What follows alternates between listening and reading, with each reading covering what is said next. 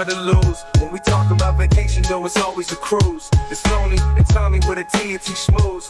Cruise Talk Weekly and we lighten the fuse. And we're back, ladies and gentlemen. It's the Cruise Talk Weekly show with Tony and Tommy. Tony, how are you? Man, I'm doing good. How's your week going so far, Tommy? Well, my cruise week is going phenomenally. You know what I mean? Just working. As you see, I'm dressed in the just got off of work gear. You know, no, my stylist did not put me in this, but happy to be back hanging out to talk ship with you. I mean, I love talking ship, and it's been an interesting week in cruising. But look, we told you right on the front end we're going to talk about cruise packing. And look, you know, this is an idea we've bandied back and forth throughout the week. And I hadn't thought about this in a long time, but I realized there are different types of cruise packers. Now, there's a lot of people out there that'll tell you what to pack, what to bring, what not to bring. But I don't hear a lot of people talking about when you should start packing. And so I was trying to put it in some big buckets, and I'm going to need your help with the buckets. I know people that say they're always packed. So I guess that's one bucket. They got a whole set. They're like in the witness protection pro. Like they got a go bag or something like that. Like at a moment's notice, they can just grab their stuff and go on a cruise. That's the always packed. And then I know people that say, hey, look, I start packing 30 days out. I know other people that say they pack 7 days out. And then I know people that don't pack except hours before their cruise. What's your experience on this? Where do you fall in that? Do you got a go bag? No, I'm not a cruise day prepper or doomsday prepper. I'm not that guy. But I will say, yes, I do wait till the very end. I am not going to lie, being in Florida too, as you know now, and you probably, I would say, you're less probably sensitive than you used to be, if I'm guessing, to the alarm that goes off in your head about, I got to pack, I got to pack, I got to pack. You're probably you're probably not at my level, but probably a couple of days before, you probably start thinking about things and grabbing up some stuff. And, you know, for me, it's like, I do race to the finish line when it comes to packing. Typically, I'm driving to the port, and typically, I'm starting that process day of, and I could hear people driving off the road right now and their anxiety, and I do get it. It is a little reckless, but that's how I roll. Well, the interesting thing for me is, I don't know, man. I guess the most popular productivity book from a couple years ago was called Atomic Habits. Yes. And I read the book, and I think the big takeaway I took from that was trying to have frictionless processes, or trying to have processes that reduce friction. And so I don't have a cruise go bag, but I do. One of the biggest stress points I always have when I go on a cruise is, do I have the right gear to make my videos, right? Because a big part of my cruising experience is making the videos. And I guess it was probably that same year I read the Atomic Habits book, I decided that whatever I needed to make videos on cruise ships, it would fit in my backpack. And I keep the same stuff in my backpack so that I can do my work here in the studio, that I can do my work anywhere that I'm on the road, and that I can do my work on the cruise ship. So a big stressor for me when it came to cruise packing was that tech bag. And so my tech bag is always ready to go for any occasion, not just cruising. Just I can make a video, I can do it. And I made it to where it was compact, it was small, it was light, and that I could do all the things that I needed to do: long form video, short form video, live video. So I always got that go bag on the ready for tech, and that really takes a lot of stress away from me. If I'm cruising out of, well, actually, it doesn't matter. So I'll drive to Port Canaveral. I live north of Tampa. I'll drive to Port Canaveral. I will drive to Tampa. I will drive to Fort Lauderdale. I will drive to Miami, and I am not kidding you, I will pack the day of the cruise almost every time. Now, the pre-work on that is that all my clothes are clean for me to choose from when I go to pack. That's the most important work to make, being able to pack on the day of the cruise. Now, fortunately, I wear the same clothes every day. My wife does a beautiful thing. She lays out my clothes, and I was telling somebody that the other day, and they're like, well, how does she know what clothes to lay out? And I'm like, I just wear the same clothes every day.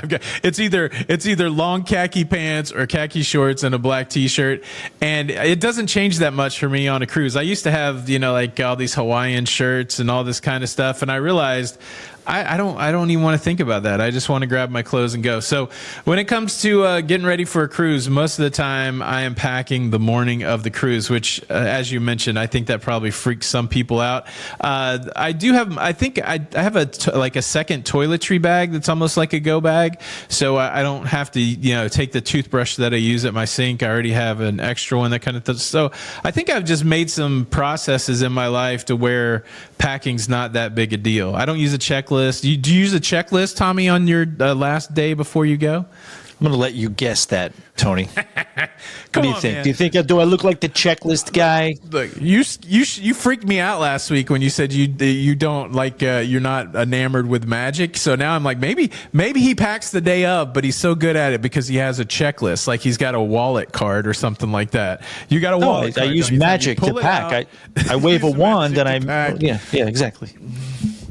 I got a question though, Tony. I want to go back to what you said about atomic habits real quick, and I want to settle another debate or dispute that is. Are you going to say you don't like Atomic Habits? No, I'm not going to say that. I'm going to say, and I'm going to ask you a question. I tell people I read the book. I go around and I say, I read that book.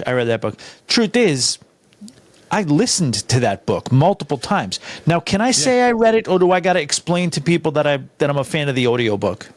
It's the great audio versus printed word debate. I don't know if I've listened to a book. If I say that I've read it, to me it's the same thing.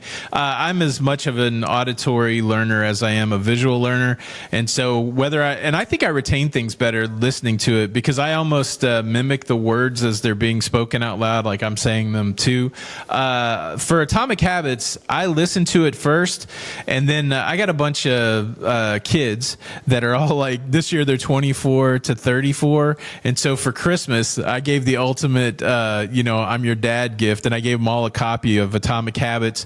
And we set up a group chat. And we were all going to read the book together. None of us did it. But I did read the book again in preparation every week. But I failed at making them read the book. But I think one day they're going to pull that book off their shelf and read it and get some value out of it, especially the ones that are trying to figure out how to live their lives better. But I've done both. I've listened and I've read it, but I'm going to say you get credit for reading it if you've listened to it. How about the 4 Agreements? Did you hit the 4 Agreements or no? The 4 Agreements, is that in Atomic Habits? Or is that another book? No, that's a separate book. That's a very popular book. It's 4 things, and we don't have to get into it now, whatever, but there's 4 things that you should absolutely live by as far as a code goes. It's called the 4 Agreements. A lot of people listening will know this book because it's in that really bestsellery type of viral category. But my thing was that book was like, okay, I'll just read the 4 Agreements. What do I got to read the other 250 pages for? But I'll have to check that out. I'm down with 4 Agreements. 4 Agreements I can think of off the top of my head is White Castle is better than Crystal. Chicago Deep Dish is better than Brooklyn Thin Slice. I don't know. Ocean cruising is better than river cruising. I don't know what those probably aren't the 4 Agreements. I can't imagine how you just making that statement does anything worse than I said with the whole magic thing. But we'll get back to the topic. So this is crazy when it comes to packing. Somebody in my audience said this in an email to me, and I thought it was the most poignant thing I've heard somebody say regarding packing, and I never thought of it, but I absolutely live by it as well. He said that I have to cruise at least twice a year because otherwise I would not know when to buy new socks and underwear. Yeah, now I've heard that from multiple people that one of their packing strategies is to throw their undergarments out at the end of the cruise. Maybe you said that somewhere along the way. Have you heard about this where people are like, you know what, to that guy's point, I'm getting new socks and underwear, so I'm throwing the old stuff out on the cruise. Is that what he was saying? Basically, yeah, like, when you refresh as guys, sometimes we're not necessarily, focused on the ancillary hosiery all the time, but like when we got to go on a cruise, everybody likes that well, not better, but I do. I like to rip open the fresh pack of t-shirts, the fresh pack of socks, wearing them for the first time, and I guess maybe I should wash them first or launder them first. I don't. They're in a package. Come on, we're not talking about stuff that's sitting unwatched at TJ Maxx or Marshalls. We're not doing that. But I absolutely buy new packaging for t-shirts, undergarments, socks, and and it also helps with packing too, because there's an efficiency there. You know what I mean? It's just a more efficient suitcase when all that stuff is sitting in its packaging. It's like a built-in packing cube. It's like you got a packing cube without paying for it. Where do you land on packing cube? Are you a packing cube guy? You couldn't even finish the sentence without laughing. Yeah. Oh yeah, I have. Let's go. Are you a suitcase guy? Are you what are we doing here? Are we Walmart bagging it? What's the story on your luggage here? I do have a suitcase, absolutely, and I haven't used the packing cubes. They look good. They look like they're very, very useful, very helpful. Some people have packing cubes for their packing cubes, and all that stuff. But listen. Go ahead. Here's my hot take. Packing cubes are trash. We used them a couple times. They take up more room than if you just roll your clothes or pack. It's ridiculous. Now, if you're one of the here's okay. I don't know where my soapbox is, but I'm about to get on it. People that scare me are couples that share a Facebook account and couples that share a suitcase. Now, if you are one of these individually or a couple, as it were, that share sociopaths. You said it. Packing cubes could be helpful because you could get some red ones for your stuff and some pink ones for your honey stuff. And then that way, after you've commingled everything in some tragically large suitcase, then you can unpack easily. But if you're a grown adult, you should have your own Facebook account and you should have your own piece of luggage to go on a cruise with. That could be a hill that I'll die on, both of those. Can't argue with any of that. Can't argue with any of that whatsoever. I'll say, I just efficiency. Yes, I do have a suitcase. My stance on packing more has to do with unpacking. If you listen to my show, you hear me talk about getting on that ship and unpacking in workmanlike fashion. How about these psychopaths? And you might, if you didn't know better, you might peg me for one of these gentlemen. But how about these psychos that just live out of their suitcase on the cruise? Yeah, so I think I know you well enough to know that you're not that, because you are a connoisseur of the cruise experience. Like you've got just listening to you after all these years, you have a whole vibe when you cruise, and I think unpacking is probably essential to that vibe. I'm exactly the same way. I don't like the packing, unpacking, repacking, but I think my cruise is 100 times better if I've taken my stuff out of the suitcase, if I've stowed the suitcase under the bed, and if I'm living, even on a short cruise, like even on a shorty, like 3 days, I'll unpack my stuff because I like being able to open a drawer, know that my stuff is there, that kind of thing. Yeah, I've seen some people, like we've cruised with some family members that live out of a suitcase, and that definitely I know people that live out of a suitcase and keep it under the bed. So every day you go under the bed, get your suitcase out, rummage through your suitcase, and then you put it back under the bed. To me, it's like, why don't you just unpack? You know what I mean? We can't have that. We can't have that. And I want to bring up something else here regarding it. It's not regarding packing. It's regarding getting on the ship, the pre-cruise lead up, this and that. There are a lot of people out there, and I was spending a minute maybe shaming this, and I'm very, very careful to what I say because, I did get in a little bit of trouble, and I want to apologize to the community, the $2 bill community, and I realized that I committed currency shaming. You went hard at the $2. I upset some people, and I want to make peace because, Tony, there was a back in the day when I did, in my wilder days when I would maybe, test the limits of when you had to get back on the ship. I do remember the Loca fam coming at me like, they're like the beehive out there when you do the wrong thing in certain way, shape, and form. But I'm going to get a little controversial again. Where do you stand on the binder people for the paperwork?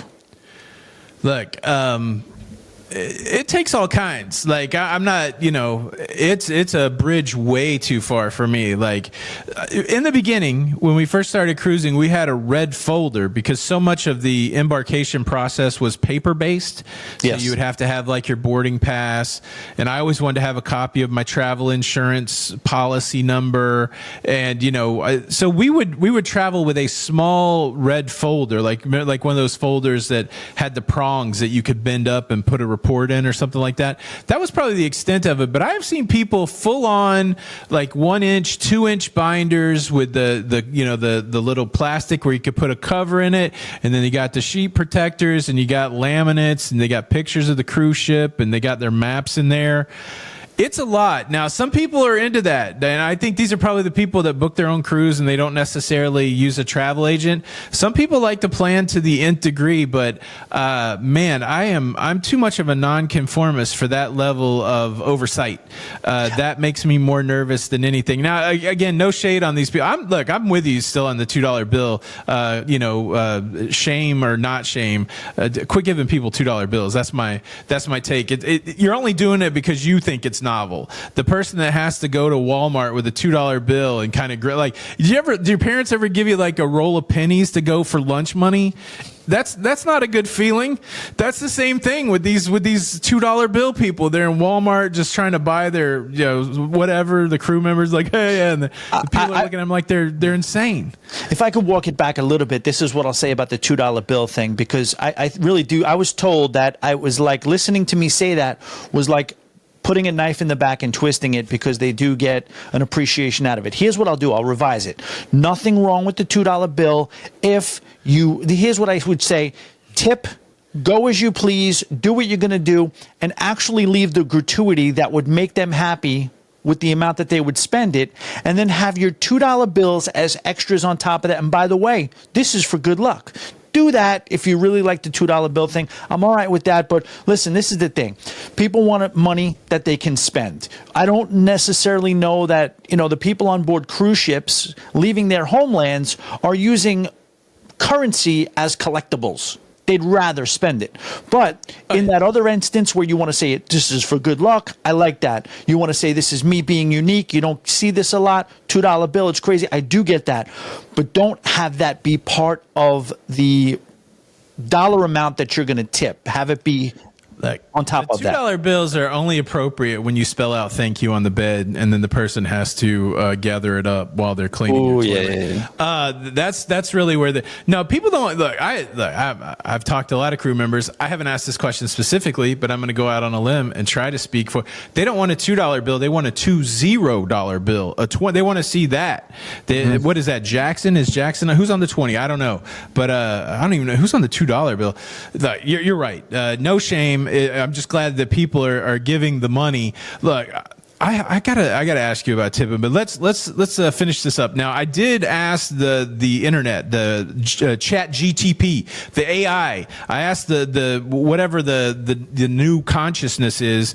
What are the 20 most popular non-clothing, non-footwear items to pack for a cruise? Do you want to take a stab at see how many of these you can get? 20 of them. Okay. There's 20 of them. We'll see how you do. Oof, geez. Okay. I'll take a shot at that. Non-clothing. Look, I'll give you a hint. Like think of it from the whole process of getting on the cruise ship. So what are you going to take with you? What do you need? Okay. So you're talking about, razors? Let's see. That's got to be on there. No, you would think that would be on there. Razor's not on there. Razor's not on there. How would you not have a razor? Okay, yeah. This list already sucks. That's what I'm going to say. Maybe it's not. Maybe they're considering that as part of everyday essentials. Maybe these are complete ancillary items. Maybe stuff like that. Like let me try another one. Let's say a hook for a magnetic hook for your stateroom. Magnetic hook is on there. Ding, ding, ding. Magnetic hook. Okay. Ooh, this is on the spot. This is really on the spot. What else would I say? Obviously, they're going to say the power surge protector. Yes. Legal or not. Power bank. It's there. Yes. Yes. They're going to say disinfectant wipes. Oh, that's a good one. Let's see. They don't have that. See, this list kind of stinks, I think. What do you need to get on the cruise ship? Run through those real quick. What do you need? Obviously, Yeah. I guess I'm eliminating anything that you take in your bathroom bag, like you mentioned, like, Yeah, razors, doesn't seem like soap. it's there. You can't wear soap, to my knowledge. So Look, let me tell you, this list just stinks. Now that I read it once and I thought it was, I'll just run through it. So, according to AI, these are the 20 most popular non-clothing, non-footwear items. Passport, certainly essential. Cruise documents and boarding pass. I say that all the time. That if you want your cruise to end quick, forget your passport and don't bring your cruise. Your cruise documents, they can reprint for you, but passport, birth certificate, you're kind of hosed. Credit card and some cash, small bills. It says specifically bring $2 bills. Oof. It doesn't say that, but that would be hilarious. Travel insurance documents. Have you met the whole group of people that say travel insurance is a scam and they're never going to buy it? I have not. I've run into several people like, hey, man, I've been on 12 cruises and I never had travel insurance. Woo! And then on cruise 13, the wife breaks the leg and it costs them $85,000. I've seen that happen. Prescription medication, seasick remedies, sunscreen, aloe vera gel, which I figured if you brought the sunscreen, you're not going to need that. Lip balm with SPF. I have brought lip balm. A refillable water bottle, smartphone and charger, camera, GoPro, Kindle, cruise-approved power strip, over-the-door organizer, Ziploc bags, small backpack, travel pillow. I think that's 20. I don't know, man. Do you bring any of that stuff? I bring some of that stuff. What about, they don't say anything about a Bluetooth speaker? No, man. I like the idea of having I do like the idea of having a Bluetooth speaker. And of course, some cruise lines are anti-Bluetooth speaker. I think you have to use the Bluetooth speaker responsibly, though. That's true. I don't think that, okay, let's break that down. In your mind, if there was no restriction on the Bluetooth speaker, where is it appropriate to listen to the Bluetooth speaker? It really is a tricky thing because I do love the Bluetooth speaker. And in many cases, you could be taking a Bluetooth speaker to the back of the ship or anywhere, and you could be enhancing the experience for sure. But there's a very, very fine line to where you're not at all enhancing the experience. I have a guy today who came in, a customer, who told me at the chop shop, he's like, oh, you're into cruising. I'm going on the, what was it? It was one of the Oasis class ships, doesn't really matter. They were in the solarium. He brought 2 or 3 Bluetooth speakers on. I didn't realize they were still absolutely fine on Royal Caribbean. You can do that. Yep. And he found himself meeting a bunch of people in the solarium in a hot tub, and they were playing music. First off, he started playing his rock and roll music. Then it was a mix of pop and dance. And then, I guess these Latin people were there too, and they made friends. Everybody was having fun. They took control, synced up, and played maybe 35 minutes of just Latin music. No offense, he just couldn't understand the words. He didn't know it wasn't his music. He's like, hey, maybe we switch it up, go back to rock and roll. The guy was like, well, this is what everybody seems to want to hear. Let's just keep it going this way. And it got a little weird. So he took his 3 Bluetooth speakers and got out of the hot tub and walked away. So the experience is it's great when everybody's on the same page with the music and what type of music is being played. But it can go wrong really quick. If it's, you got to be respectful. Bring it out, feel the vibe. If people don't seem to be enjoying it, maybe put it away. That would be my philosophy. But I do like it for the room, right? Yeah, that's what I was going to say. I definitely like it for the room, and at a volume that's not going to. Maybe I'm a little bit of a goody two shoes. I feel like anywhere that anybody can hear it other than your party, you probably shouldn't take it. That's what I agree. That's fair. That's completely fair. I think it's a good. That story is crazy. I do like that story though. That somebody hijacked a Bluetooth speaker, and then when you went to change it back, you're like, okay, it's kind of like when you're a kid again. You're like, okay, we did a little of yours. Can we do some of mine again? And the guy's like, nah, I don't think so. And you're like, yeah, it's my exactly. speaker. What are you talking about? Yeah. Maybe I could see him looking at it too. Don't you, buddy? I get it. You want to hear rock and roll, but don't you see these 4 or 5 girls dancing? Like, let's keep the party going a little bit while. And then he was like, for a little while. Then I guess I could picture the whole scene. He probably just got mad and, like you said, I'm taking my Bluetooth and going home. And he just detached, and party was over. That's crazy, crazy, crazy. Well, look, I think we've well established that you and I are both last minute packers. And what was your final thought on the binder person? Do you think that's normal behavior, or what do you? If you run into a binder person, what judgments are you making? Not a whole lot of judgments. It's like, I'm just not the binder person. I have a binder. I do have a binder. I have a 2025 binder. It's this right here. This is my binder. Anything that's not in this, they can figure out. I got my passport. Everything's in here. It's all there. It is, but I'm also the guy that's showing up, a half hour before the cruise departs too. So there's not really a line and everything's fine. So all that stuff. This is the thing about the binder. People were talking to me about binders, and I was like, I thought binders was borderline psychopath too. But then this is what turned me around on binders. Are you ready for this? Yeah. And shout out to Alana, because I might as well give her a little bit of credit, because we were having this argument back and forth. And I was like, there's no binder. The binders are crazy. It's 2025. And then she told me this. She goes, no. We have binders for every one of our cruises. And we give our kids, art supplies. And the kids design the design of the binder. Okay. In that regard, I was back in. I'm back in. All That's right. that's good. As a family project, I get it.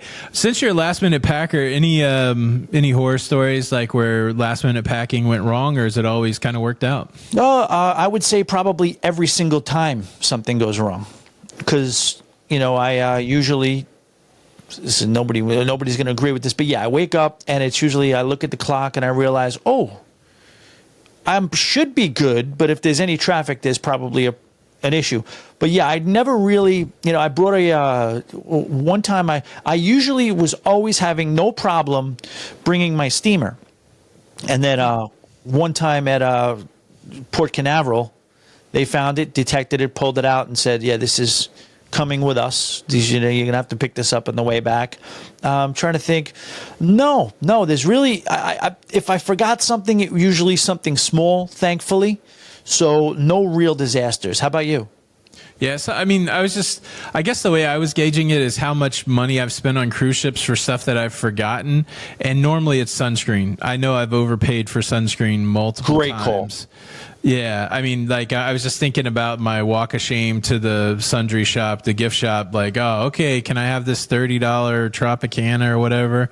And I tell you what, my favorite thing in the cruising space is whenever you talk about sunscreen, the people that are militant about reef safe. Now, I agree we should protect the reefs, but it is kind of funny, like, if you casually mention sunscreen, people be like, reef safe? You got to get the reef safe sunscreen. It's like, okay, calm down, everybody. But, like, all the sunscreen they sell in the gift shops isn't always that reef safe, right? So I saw you pick up the copper tone. It's not reef safe. Yeah, so calm down out there, everybody. I don't get in the dang water. I just want to make sure I'm not burnt to a crisp. But yeah, I bought sunscreen a lot of times. Sometimes, like, I don't carry a lot of over the counter medication, so I kind of just roll the dice on that. If all of a sudden I need some ibuprofen or something, I'm overpaying on that. The more older and achy I'm getting, I'm a little more about taking some, pain reliever and stuff like that. But man, when the lovely Jenny B travels, she's got a whole thing, man. She's got like a whole go bag of you got a problem, she's got your solution in that bag. It's pretty impressive, but I don't carry that stuff with me when I cruise by myself. So we need cool people like Jenny B for people like me who don't bring enough, and that's awesome. I mean, I'm surprised that you said $30. I remember when I knew I needed sunscreen in Aruba and I didn't have it. I left the cruise ship and we had already kind of made our way to our excursion. I couldn't find it for less than $50 in any size bottle. Wow. $50. I was like, I get it. You're going to tax me. I get it. It's going to be over. You're going to overcharge me. I think when you talk about $50, that's who are you going to run to? I think it's criminal, but what are you going to do? Yeah, you'd almost like risk skin cancer for that. Yeah, right? Maybe. I don't know. It's a lot of coin for sure.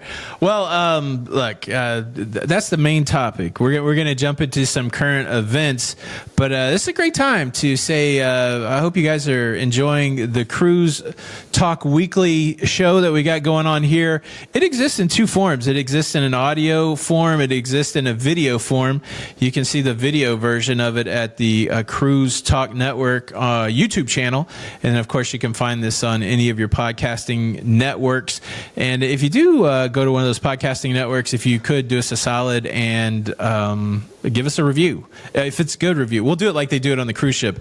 If it's anything less than a 5, or 5 being the highest, or a 10, don't worry about the rating. But if you got a good rating for us, go ahead and put that down. We'll take that. And then yeah, and then if you're on YouTube, please hit the like button, subscribe for more, and leave a comment. Let's address something from the show last week. There was a question in the comments. We were talking about Nassau, and you were talking about some of the things that you really enjoy in Nassau. And somebody asked a question that I didn't know the answer to. Just Joanne, she asked the question: can you walk to the Queen's Staircase from the port in Nassau?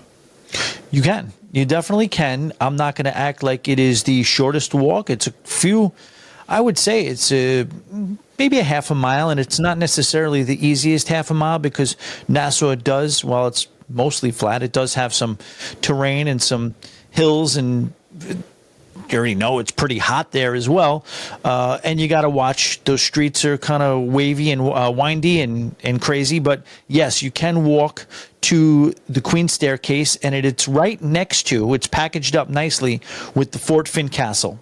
And I definitely recommend checking out the Fort Finn Castle too. There's a little bit of a history lesson in there. You can kind of get some elevation.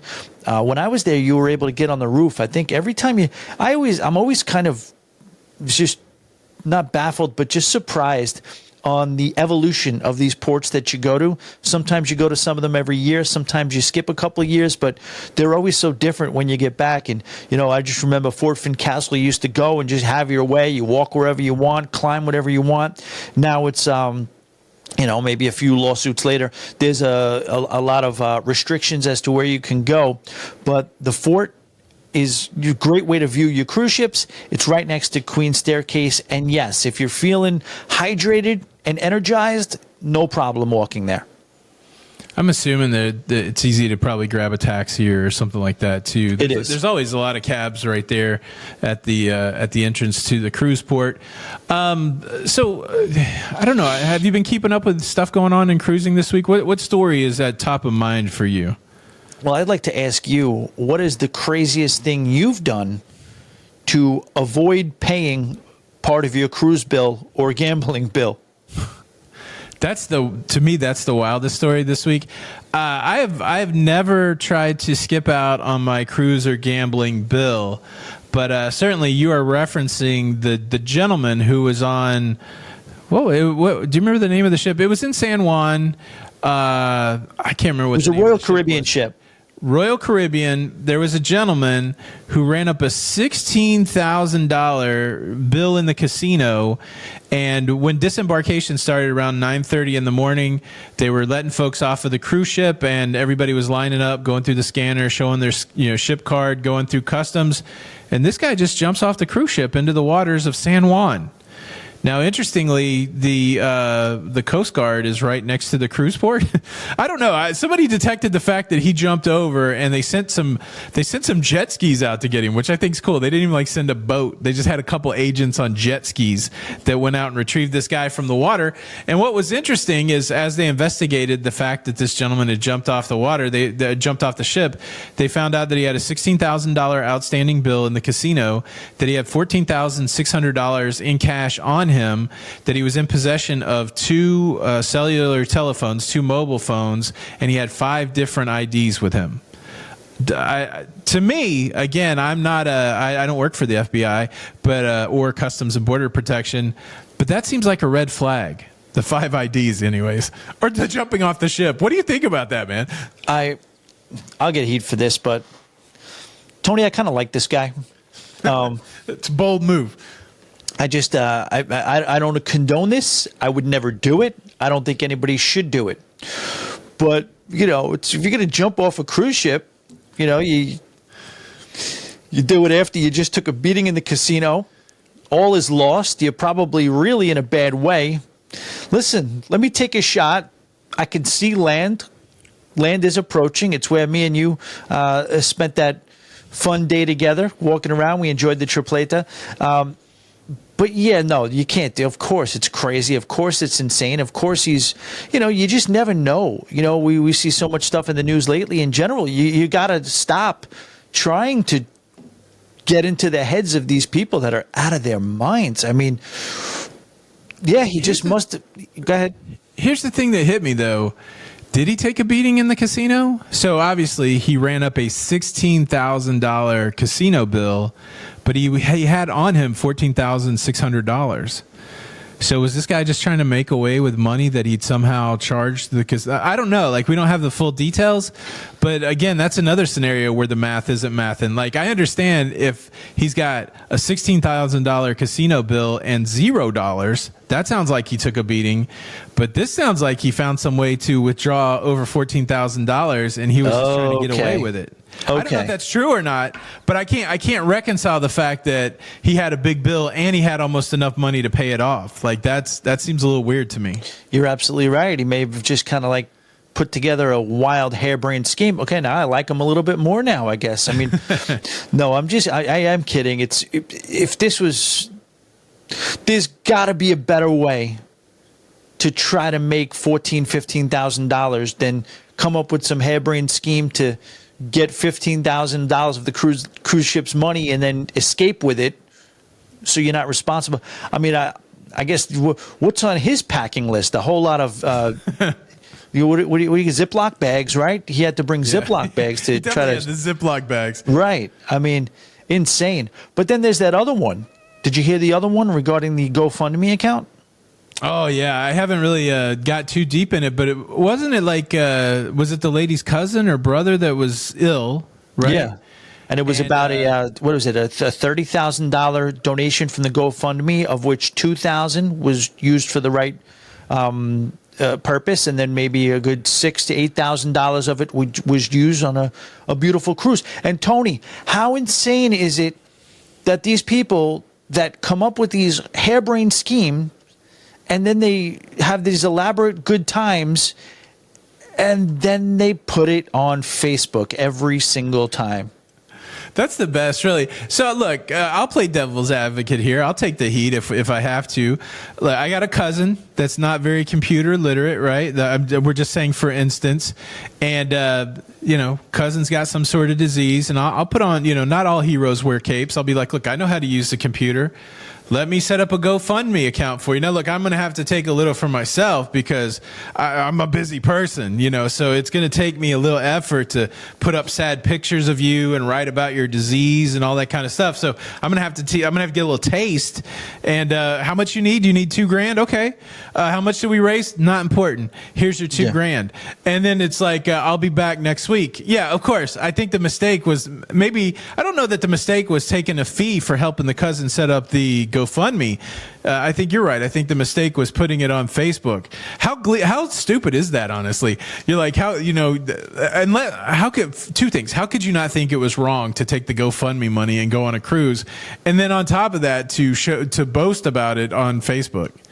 Hey, I know you're getting your chemo treatment right now, but I'm down here in Grand Turk. I hate the rocks on this beach. You've made a wrong turn and you failed if your flesh and blood family members are seeing these pictures and their reaction is to turn you in. Your family members are turning you into the authorities, and now you are in danger of being convicted because you just pissed off your family members to that degree. Rightly so. Yeah, what do you think? You think if maybe they'd offered to take them on a cruise with them, that all could be forgiven? Or I don't know. Everybody's facing charges. I was going to say the guy that jumped off the cruise ship, he got charged a federal charge for not declaring money, trying to enter a country with trying to return to the U.S. without declaring a large sum of money. So now he's got a federal charge, and the penalty, he could have to pay $250,000 or 5 years in jail, or both. Jeez. That, you know, I don't know who, again, sometimes I do this on my show. If you're a criminal out there, let me help you out when it comes to cruising. They have a manifest and they run everybody's name against criminal warrant databases. If you owe child support, stuff like that. And a lot of times they'll pick you up before the cruise, or they'll do the worst thing. They'll let you go enjoy your cruise vacation and then arrest you on disembarkation day. I don't know what's more cruel. At least you got to have your vacation, and you can't just get into the country. I mean, you hear all these stories like everybody's just flooding into the country. That may be true in some places, but it definitely isn't true at cruise ports. They keep a pretty tight lock on that. Yeah. Tony, did I ever tell you about the time that I got flagged by customs coming back into Miami? No. What did they hit you for? Nothing. It was random. I mean, the only weird thing was, I guess, on my passport, it reflected that I had been on like 3 different cruises in a row. I did a Cuba cruise. I did a Carnival Horizon 8-day, and I was just doing. It was in my transition where I was moving from New York to Florida.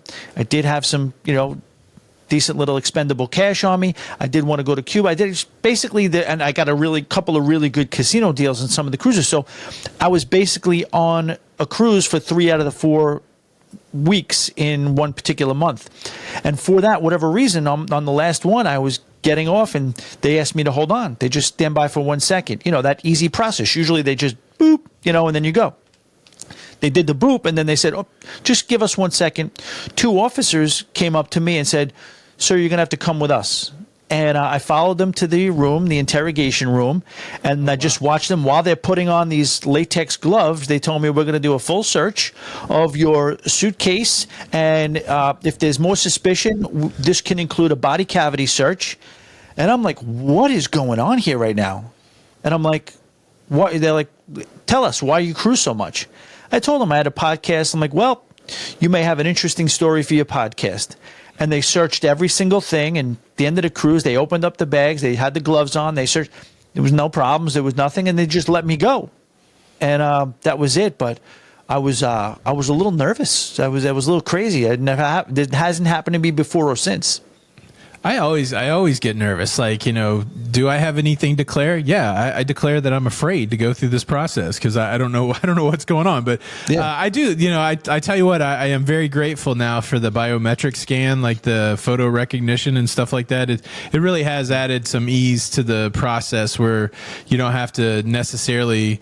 You never know what they're going to answer. Like, you're not doing anything nefarious, but you're like, so why'd you do this or why'd you do that? And like, oh man, it's just a lot of pressure. I feel like that too. Like when a cop gets behind me on the road, I don't know why that's like that, but it's like, is that cop following me? Am I doing the speed limit? And it's almost like you're guilty for something, but you're not guilty for anything. But yeah, I've never had that. I did get stopped by a customs agent, and it looked serious for a minute. And the guy, I walked through the biometrics. The custom agent guy was there, and he's like, "Hey man, can I see you for a second?" And I was like, "Okay." And it didn't take very long before he was like, "So how's the knee feeling?" Like somebody who watched the show, right? So no. It was just the custom agents that pulled me out just to say hello, and I was like, oh. But for a second, I was like, what the heck? I already cleared it. I'm like thinking, where's my passport at? That kind of thing. But yeah, it's always weird. I do want to circle back around. I meant to ask you this during the packing segment. Do you take sodas on board? Do you take sodas or wine? Do you bring drinks with you on board? I won't do sodas. I'll do water, definitely. I just feel like that's like a thing. I try to, not necessarily. I battle with just trying to stay as active as possible on land, and I really do. For whatever, I know people laugh at people who try to, get exercise in or go to the gym on vacation. I don't necessarily do it because I'm some health nut. I do it because I really feel like it makes me feel better for the day. You know what I mean? I go into the day and feeling better, and that's why I do it. And I think one area where cruise ships struggle a little bit is with if you want to stay hydrated. It's almost like you have to take out a mortgage if you want to stay hydrated. That's why I was a little bit more of a proponent of that new Carnival package, the Zero Proof, because that really helps with that. But No, they don't really make it. I'm sorry. I know it's probably fine. I am not chugging a gallon of cruise ship water a day. So that's just not going to happen. So yeah, I find myself limiting my hydration. I have maybe a couple of bottles of water where I'd like to have maybe a lot more. And so that's why I'm using a lot of words to answer a very simple question, which was, what do you bring on board? Sometimes it's water. Yeah, I very rarely bring anything on board, but so I did have a big event in my life. I booked a super rare cruise this week. I don't know if I talked to you about it or if you heard about it, but coming up in November, I'm going to be going down to Miami. Maybe I get to stop at the Chop Shop. I'll be going down to Miami, and I'll be getting on the Carnival Celebration with a stop at Celebration Key. I'm gonna go there. I'm gonna go to Celebration Key. But what makes this cruise so rare is that my friend and of course content creator Don Terrace from Don's Family Vacation, he's going on the Carnival Celebration, and since I've known him, I've never seen him on a Carnival cruise. So this is a rarefied event, but I used the casino offer, and so I've got a guaranteed. I was trying to save money any way that I could. I think it was like it's just me by myself, right? So it was $1,500 for a balcony cabin that I got to choose the room, drinks in the casino, and I said, well, is there anything cheaper? Jenny B does the booking for me. She goes, well, you could take a guaranteed cabin where they pick it and it's an interior, and it's like $700 cheaper. I think the all in with gratuities, drinks in the casino, some free play, and it's a guaranteed interior. I'm like at $700. That's port fees and taxes and all that. And I'm just happy that I don't care where the cabin is. I just want to get on there just to see Don on the ship. But I'm already thinking, like, am I going to buy that zero proof package for $30 a day, or should I just try to bring on a 12-pack of sodas, right? Like, because Coke Zero is really my only thing. To your point, though, I do like to drink a lot of water. Maybe I'll buy a case of water from Carnival, which, you know, they've been jacking the price up on that, but at least I'll have water in the cabin. The other thing that speaking of sodas or canned drinks, I don't think everybody knows this, because I made a video where I did this in Alaska, where I bought a case of Diet Coke in Juneau and brought it back onto the cruise ship. It was a Princess cruise, but it's valid also for Carnival. In the Carnival family, you can bring cans on at every port stop, and I think a lot of people think you can only do that at the beginning of the cruise. So that was a big, I'm not always a big tip or hack kind of guy, but I thought that was pretty cool, because you could blow through your 12-pack and then pick some more up at another port. But I can't wait to see Don at Celebration Key. That's where I'm on the fence about now, is I might rent a cabana out there, just go balling out there and see what it's like at Celebration. I want to see if I can spend $1,000 at Celebration Key, which I probably can. I think you can. That would be a fun experiment, right? Fun video. I blew $1,000 at Celebration Key, and all I got was this sad hamburger or something like that. Yeah, I think they make it very. They do a lot. You know, they do a lot to make you very, very comfortable. But I think they'll also do a lot to make sure that you feel very comfortable spending $1,000. I think Carnival will take care of you in that regard, and that's very nice of them. That's cool that you're going on that sailing, though. That's awesome that Don is going to be on a Carnival ship. Carnival Celebration is a great ship. I've talked about my little, I guess maybe objections or criticisms of it, but overall, in hardware in general, it is an amazing cruise ship, and you guys are going to have a blast. Where else is it going? Grand Turk. I don't know. I think I put it in the old shipmate here. Shipmate. Let me pull it up real quick. I did not put it in there, but yeah. So I've known Don since 2018. That's when we met for the first time, and then at the end of 2018 or the end of 2019, we cruised to Japan from China, and at that point, that was his 101st cruise, and he says now he's on cruise number 180. Wow! So that's a whole lot of time without going on Carnival. Now he does like entertainment, so it's going to be interesting to see where he's at entertainment wise. But yeah, and it's like, I think it's like a seminar at sea for his travel agency. So it's going to be interesting to see him in his element. So this leaves on November the 16th from Miami. It goes to Celebration Key the very next day. So right into it, right? Like that's going to be like a shock. I need to get on there. I think I would like to book one of those cabanas.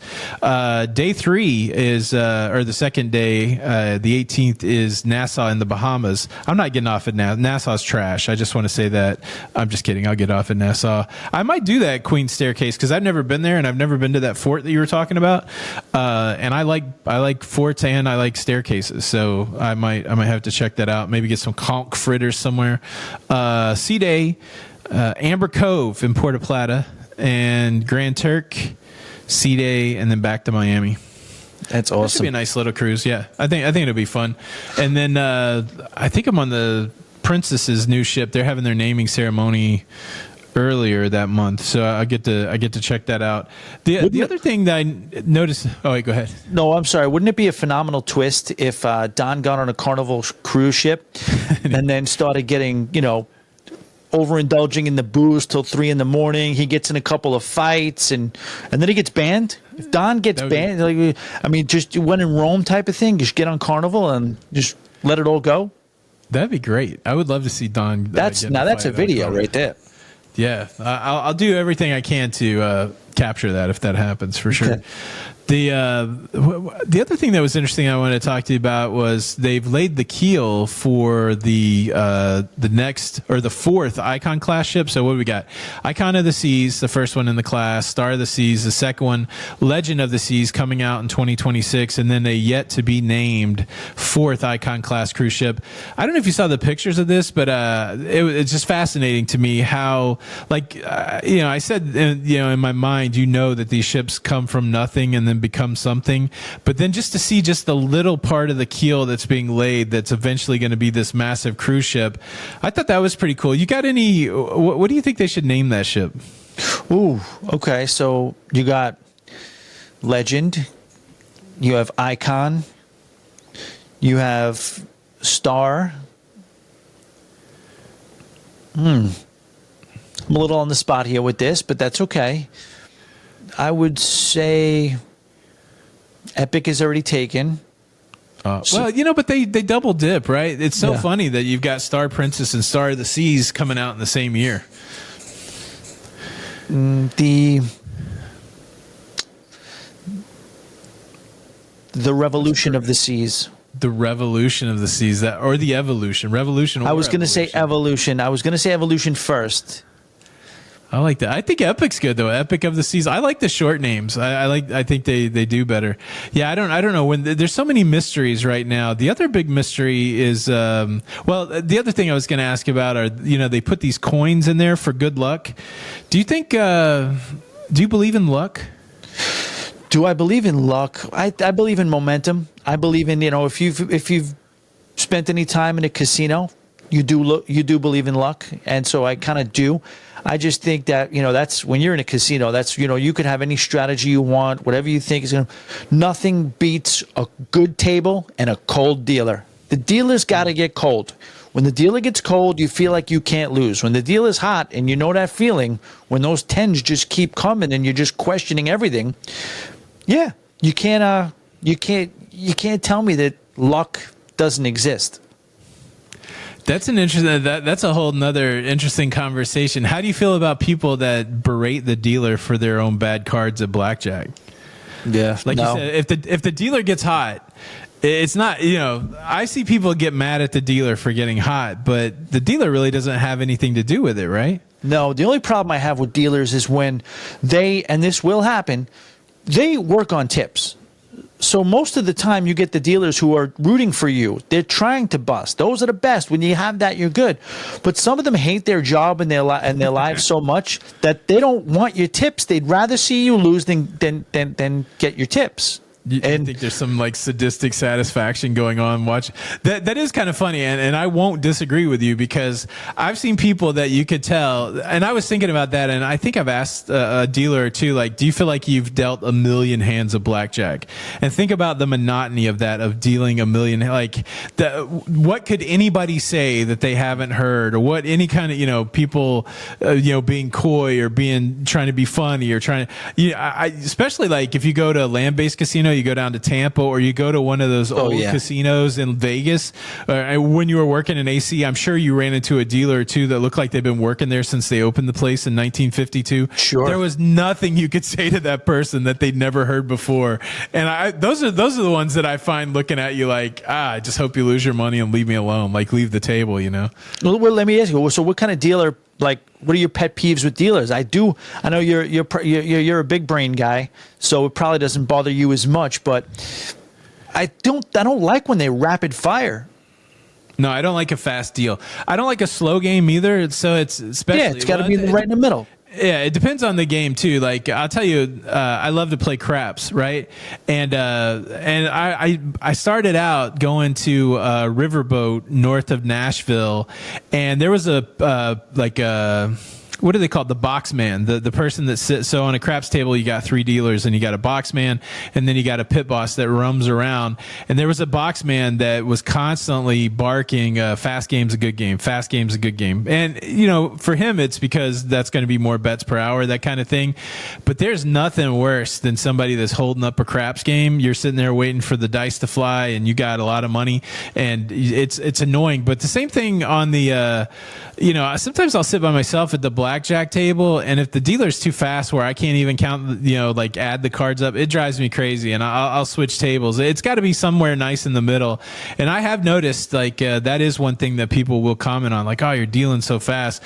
But then it seems like fast dealers take pride in that too. Like, yeah, that's right, I am dealing fast, and it's like the whole vibe can change on that fast deal, I think. Yeah, no, I totally agree. I once had a dealer that I was sitting with, and I don't typically like to go one-on-one. I don't like to do it. I just like to, get a feel, I think it's a good energy when there's a good amount of people around, but I'll do it every once in a while. I remember one time I did it, and I was winning, and I was doing pretty well, and I was tipping the dealer like I do. $5 here, $2 here. If I win the blackjack, give the ancillary to him. And it's almost like, getting back to your first thing, talking about luck and momentum or whatever that force is, it's almost like he knew. It's almost like he knew once I was doing well, everybody else left the table. I had been tipping him, and then it started to turn a little bit. He stopped, looked me dead in the eye, and said, Thomas, you've been very good to me all night. Now I'm going to be good to you. Thomas, go to bed. And then I didn't listen to him, and I lost $1,000. So I don't know if he knew. I don't know if it's just a feeling. It's just, what goes up must come down type of thing. But it was like, look at me. He was like very serious. I felt it at my core. He was like, you took care of me all night. Now I'm going to take care of you. It's about to get bad over here. You're going to want to get out of here. You have any feeling like he might have known something, or do you think he just knew that that's where it was going to go? You got to feel like it's maybe something that they can sense. Like they've seen so much of it that they can sense the ebb and flow. Yeah. And it is a weird thing that goes on in the gambler's brain. You feel like when you get on a run, it's going to go forever. And then when you start to lose a little bit, you're like, well, you're not going to lose forever. Like, you think you're going to win forever, but surely I'm not going to lose forever. It's going to turn back because it was just good. And then sometimes it doesn't, right? And sometimes you'll just fly the plane right into the ground kind of thing. And you're like, there's nothing worse. Again, we talk about, don't gamble with money that you can't afford to lose. But there's nothing worse than knowing that you were up a couple $100 and you stayed just a little too long waiting for your soda to come, or just whatever reason you stayed a little long, and instead of being 200 up, you're 200 down, and you're just kicking yourself. You're like, dude, did I get $400 worth of value of fun by sitting at the table for another shoe or something like that? Gambling's a weird thing. The psychology of gambling is such a weird thing. Or even like a simple thing like sports betting. That's another dangerous betting activity where you'll not root for your favorite team because you want to cover the spread or something like that. It's a bizarre thing that gambling does too. You're like, I love the Nashville Predators. I can't wait to see the Predators play hockey tonight. Oh, I do have a bet, and if the Flyers beat them by 1 goal, I'll win $10. Let's go Flyers! It's just the weirdest. It's the weirdest thing that gambling will do to you. It just clicked in my mind what you're talking about right now, as far as and then you got into sports, and I'm just thinking about watching sports on cruise ships, and I have to go back to literally the way I discovered you, and I thought it was funniest thing in the world when you made that satire video where you were standing on your gazebo or whatever it was over there. I don't really know what it was, but then you just see it when you just started, because I didn't know you were being satirical at first, but then you just talked about every single thing that you get shamed for doing on a cruise ship that you can clearly do at home. Why would you do this on a cruise ship? You can do it at home, but then you basically, spotlit the fact that you can do any of this stuff at home. You like doing it on a cruise. Is there anything that you feel like you want to draw the line with, where you were like, you know what, I'll do this at home, I'm not doing this at sea? Well, here, my big observation, and it happened when I first started cruising, because I was new to the space, and I would just get out there and talk about, oh yeah, I wish the internet was faster or whatever, I would watch, hey, I stayed in the cabin and watched a movie, and inevitably there'd be these sad sacks. They'd be like, oh, I can't believe you watched a movie. I mean, you can watch a movie at home, or I can't believe you got on the internet to check your social media. You could do that at home, and it did hit me like what you just said. Everything you get, like, in my opinion, the core, like, if you, I don't know if this is a good generalization or not, but people like to go on cruise ships to get drunk. I would say that a lot of people, right? Now, that's not true for everybody. Who are these people? But a large majority of people, they're like, I get to go drink and I don't have to worry about crashing my car, and I get to go lay by the pool and I get to watch people by the pool and I get to get drunk.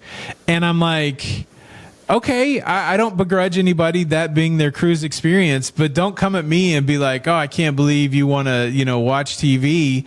And I'm like, you can get drunk at home. Like, what, and it was so funny. I just remember specifically people I know, they'd be like, oh, I can't believe that's what you do on a cruise ship. And I'm like, well, all you do is get liquored up. Like, what difference does it make? And I think that was the motivation for that video. But, yeah, I don't know. Like, to me, I love cruising because it's kind of the Burger King of life. It's really have it your way, right? There's no right or wrong way to cruise. I mean, there's obviously going to be some wrong ways to cruise, like fighting people and getting locked in your room and all that stuff. But for the most part, of all of the leisure parts of cruising, there's really no wrong way to do it. And it's always funny to me when there's some cruise snobs or some some elitists that are like, you're cruising wrong, and I'm like, is that even possible to cruise wrong? But yeah, there's still a lot of people that will tell you that you're cruising wrong. You mentioned another, I guess it's sort of topical. You talked about the internet, or why would you go on the internet at sea? Royal Caribbean is launching the 1 hour internet package, the 1 hour internet deal. I don't know if this is practical. I don't know if this is going to be a huge hit. I don't even know if it makes sense from a business standpoint for them. I will say, I love the idea. I love when cruise lines try to do something unique and a little bit of an outlier type of philosophy. And nobody else is doing this, right? They're just basically saying, okay, you want to disconnect, you want to shut it down, but you know what? You do have to sort of tie yourself back to your job or your family at any given time just to check in. They should call this the check-in internet package, where you can get on for an hour, and I don't even know what it costs right now. Do you think this will be a big seller? I think so. I mean, I've run into people before that'll say, hey, did you post anything this week? And I'm like, yeah, I made a video just the other day. And they're like, well, I don't have the internet, and I'm not going to be able to get it until we get to the port, or I'm not going to be able to get it until we get home. And I said, well, is that a challenge for you? And they're like, oh yeah, it'd be nice if I could get on the internet a little bit. So I've talked to enough people that have kind of had that vibe that I think it'll be really popular, right? I kind of like it because I think it lets the person that wants to be completely disconnected but worried, hey man, if I could just check my email, or if I could just text my kids at home a little bit, I would be less worried. Because I remember the first cruise that we went on, we didn't have the internet. When we went down to Mobile and ended up going to Key West, we were like 3 days without internet, and it was weird. I mean, it was weird not being able to check in on anything. So I definitely would have paid for an hour at that point. I think depending how much they charge, like what would be a reasonable, would you pay $30 for an hour's worth of internet? I probably wouldn't get the hour package at all, so it's hard to quantify what I would pay for it, knowing I would never purchase it, because at this day and age where we're at right now, creating content and just having well, you could even call it just addiction to whatever, being online. Yes, I probably would pay 30 if that was my only option, but I'm going to buy the whole package anyway, Yeah, it's expensive for those whole packages, especially if you got to get multi-device. It's going to be interesting, though, because, you can end up going to, a lot of times when I'm trying to do my video stuff, I get better speeds sometimes by just using my T-Mobile in a port. And so it could be a scenario where, okay, if an hour's, what would I pay for an hour? It's going to be expensive, but I would probably pay $10 for an hour, and it would be cheaper than buying the package. But I think people will use it, and I'm glad they're doing it. But it'll be interesting to see how much it costs. But I wish more cruise lines would do it. They will. And the other thing is I want to encourage cruise lines to have a good multi-device policy. I've been on cruise lines where if you buy 4 devices, so when I was on Royal recently, I had 4 devices, and to use any device, you just have to have a login and password, and it's like 4 devices at one time. So, you could have 8 devices, but only 4 of them would work at a time. But I've been on other cruise lines where once you log a device in, that counts. And you're not going to, like, I had a 2-device package when I had my laptop, my phone, and my iPad, and I couldn't get the 3rd device on. I couldn't log one out and put the other one on. They're like, nope, if you want that 3rd device, you got to buy a 3rd device, even if you're not going to use it at the same time as the other one. So I just want to encourage cruise lines to have some flexibility, right, with these packages. But I feel like the internet's getting faster. It's expensive, but it's getting faster, and we just live in a connected world, so I don't think you can avoid it these days. But some people pull it off. Some people are happy. I don't know. I just got to know what's going on. Plus, it's part of the business for us. They stopped putting on the newer ships. I think for the most part, they stopped putting the computers in the internet cafe, haven't they? It's a lot of times just tablets or just stuff that you could spend money with them on. If I have some work stuff that I got to do, I got to move some files around, or that type of thing, where it's not necessarily as conducive to do on your phone, and you don't want to lug your laptop. Or I've brought my desktop on the computer on the cruise ships before, but I kind of wish they still had those for certain reasons. Again, mostly work related, but I don't know. What are your thoughts on that? That's pretty interesting. It would be neat if they had a computer that was open to the internet that you could, like the public library, you could sometimes rent a computer or something like that. Yeah. That would be pretty interesting too. So you didn't have to carry your gear with you. And, obviously they would have stuff blocked that they don't want people going to, but, basic services, that would be interesting if you could go to. But then maybe open it up to all kind of, like, what if somebody's trying to, check their bank account or something like that, and all of a sudden they've left themselves exposed to getting hacked. But I do like the idea of maybe having like a computer rental or something like that. But a lot of places, these internet cafes are going away. It just becomes like a desk or something, like to help you out. So, what I bet would sell? I bet it. In this day and age, it's just going to take somebody to try it, but I bet they'd have some success with it if they did sort of like an interactive content creator studio / production room. If they did something like that, maybe you could multi-use it at night, change it up to something else. I don't know if it would guarantee to be worth it, but I would bet that on some of these newer ships, I bet there's so many people out there creating content, many of which never will see the light of day, because a lot of people, they think they're going to be a content creator, or they're going to try to be a content creator. That's their fed for a month, and they got money, so they'll put money down to do it. I bet that if they put like a studio, sort of like a podcast studio, microphones, and maybe a production situation, and have computers that were programmed with the right programs, I bet they would sell. You could probably charge a little bit of money for those as well. I would do that. So one of the biggest challenges I have, especially like if I cruise with Jenny or something like that, if I'm into making the daily show like I normally do, it's hard because, Jenny and I have different sleep schedules and stuff like that. So it's hard to make the video in the cabin. And then once you get out of the cabin, there's a lot of really visually interesting places on a cruise ship where you could make a talking head video. But the problem is, in almost all of those public spaces, they play music, which is a challenge for copyright.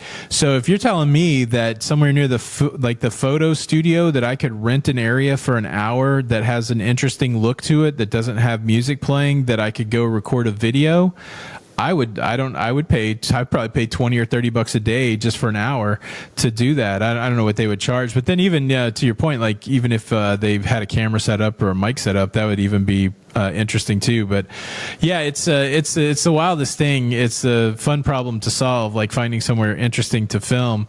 That's a whole interesting conversation too about, I think it was Morgan that was talking about the abundance of, Morgan from the Unofficial Travel Guides. I think he was talking about the abundance of content creators right now. And then there's always an interesting segment of the cruising population that feels like people using their cameras and talking to their cameras basically ruin cruises. That's a challenge. Like I've seen some people that do create content be insensitive to other people's vacation, but I've also seen just civilians, I guess we want to call them that, people that aren't content creators, also be insensitive to other people's vacations. Do you think the cat's out of the bag or the Pandora's box is open? I don't think you're ever going to stop people from using their cameras during vacation right now. Do you think it's a problem? I don't. I can't imagine a scenario where there are just cameras all over the place with people bumping into each other's with boom microphones, and a scenario where they're actually getting in the way of people. Yeah, you want to talk about the identity thing where people don't want to be on camera. You're seeing a little bit more of that. You probably experience that sometimes. You do a lot of, I'm not going to say man on the street, but very raw walking around with your ship tours. I guess I will throw that question back at you. Do you ever encounter people coming up to you privately saying, "Hey, I don't want to be on your video"? Do you ever get that? I had that on the Star of the Seas. I was filming. I was doing a walk and talk, and I walked by a lady, and she covered her face when I walked by, like in a really big gesture. And then I walked back through, and she's like, "Hey, just so you know, I don't want to be on your video." And I'm like, "Okay." I said, "Just so you know, I wouldn't really want you to be on my video. I'm not looking to put strangers on my video." And she's like, "Well, don't you think it's a problem to be walking around and filming?" And I'm like, "Well, I mean, in North America, the basic rule is that if you are in a public place, you have given up your privacy, right? You're constantly being filmed by the cruise company. You're being filmed by any other traveler with their phone." And so I lean into that, right? Obviously, if somebody says, "Hey, can you make sure I'm not in your video?" I go out of my way to make sure, like, that lady nowhere close to being in my video. But for the most part, I don't really worry about it, right? Because unless there's some prohibition against me filming in public, then I film in public. And if you're a part of the public, again, I'm not trying to film anybody. Like, I prefer, if you can look at my ship tours, a lot of times people are like, "Oh, it doesn't look like," or my vlogs, "it doesn't look like anybody's on the ship." And that's right, because I'm not looking to film crowds of people, and I don't need strangers in my video. I really just want to show the ship and the ship through my perspective.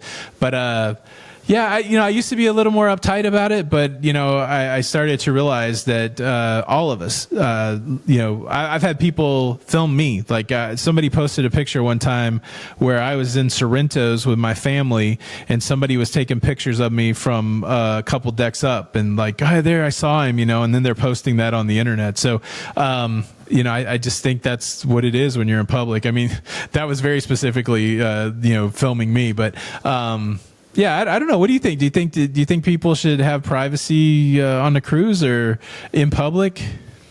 I think it's just the social media era, the YouTube era makes it very, very difficult to achieve that. I think people have to realize, there's a big difference between you kind of being sort of an extra in somebody's video. I don't necessarily think you should make a big deal about that. And if you are not wanting to do that, try to avoid it. You know what I mean? We're all just trying to figure it out as we go along in this life. But when you're talking about, the YouTube channels that have popped out, and not people who aren't even necessarily trying to monetize it or put it on YouTube, people who are just going live on Facebook or taking pictures. How are you you think you're going to avoid every single camera? I mean, somebody's seeing you. You're on a cruise ship, and you're going to be on somebody's social media page, whether you like it or not. Now, of course, if somebody seems like they're targeting you with a video camera, following you around for whatever reason because you're eating weird or they're making fun of you in a certain way, you got a beef. Absolutely. But if you're just an extra, I really don't think you have too much of a leg to stand on. If it really does mean that much to you, politely ask that you're not in the video, or yeah, it's an inconvenience, but walk the other way, go in a different direction. I don't know. That's how I feel about it. I'm a big, you can't fight City Hall guy. Certain things, they're just the reality in today's day and age. And yeah, you can try to make a big deal about it. Like you say, how many people get mad about when you get off the ship and now they're checking your facial recognition to be able to go through customs? People don't think, oh, you're just collecting your data. And I agree, they probably are. What are you going to do? It goes back to the serenity prayer. What are you going to do about it? You know what I mean? Yeah. At least you get it. At least you're not having to wait that long. So I think you just got to kind of roll with some things. I've had the opposite too, though. I've had people very specifically saying, "Hey, can you film me and put me in your video? I want you to do this. I want you to do that." I was followed around on a cruise ship one time where this lady was like, "Hey, I need you to put me in your video right here or whatever," and she just kept at it to the point where I finally get, I'm like, "Oh, that's not really what I do. I'm not looking to film people, whatever." And then finally, I said, "Hey, look, I'm going to film this statue here. If you could just walk through the shot, you'll be in the video." And she completely acted, it was so funny. She acted like she was talking to somebody and she was just, doing the whole thing. And I was like, so it's a weird mix, right? There's obviously people that don't want to be in it, but then there's people that want to be like, oh, you can go see me on the internet here, that kind of thing. So I bet she likes magic and carries a binder. She probably does carry a binder. I don't know anybody who doesn't like magic. I mean, just to be honest, I was thinking, of course, it was too late for this show, but I was like, man, I wonder if there's any magicians on Cameo. Like, I'm going to see if I can get a magician to do a trick for you or something. I don't hate it. I don't hate magic. It's just, like I said. Magicator. Yeah, Magicator. Right. Fine. I'll wear it. I'm just kidding, I can't believe. I'll live it. I just don't. You're more upset about somebody close to you must have got to you on the big $2 bill industry must have got to you. The fact that you can continue to hate on magic, but you acquiesce on the $2 bill is an interesting thing. Tony, in 1984, my aunt was sawed off from the knee down. They sawed her legs off. It went wrong. The trick went wrong. And yes, I turned my back on magic. That's right. Big currency got to you, man. Big currency. That too. Got to you. All right, man. Well, we've talked about a lot. I'm sure there's more that we can talk about, but I think we've done it all. You feel good? Anything else you want to talk about? No, I think we did good too as well. Just again, love this hour and a half that we get to hang out together, and looking forward to the next one for sure. Oh, yeah, absolutely. Thanks, everybody, for listening to the show or watching the show. Obviously, said it earlier, but you can get more of it by subscribing to the YouTube channel. That's super helpful to us. Hit the like button if you dig it, and then check us out on your... look, this is probably the best thing you can listen to while you're driving to work. That's what I think. So make sure you're getting the audio podcast. But we still don't have a good sign-off. We were looking... So you could, if you got any sign-off recommendations, if you could leave comments there. And if you have questions, probably leave them in the comments on the YouTube video, and I will try to pull those out, and we can... We're really putting them to work, huh? Look, man, it's 18,000 calls to action, and you can pick any one of them, or you can ignore them all. So whatever you want to do, we're happy for you to be here. With that said, if you want to see more of Tommy, listen to the Always Be Booked Cruise podcast. You can connect with his community over on Facebook. It's the, what is it? The Always Be Booked Cruise and Travel Lounge? Yes, Always Be Booked Cruise and Travel Lounge on Facebook. And look, I did put a poll up on the about what kind of packer you are. So make sure you look at the community tab on the Cruise Talk Network and vote on the poll. I'm Tony from La Lita Loca. You can get more of me on La Lita Loca. And thanks for watching, listening. Thanks for watching. And listening. And I'm Tommy. Tommy the Magician. Magic Tommy. All right, guys. Thanks so much. We'll see you next week. We're going to disappear. Bye. That's right. Woo.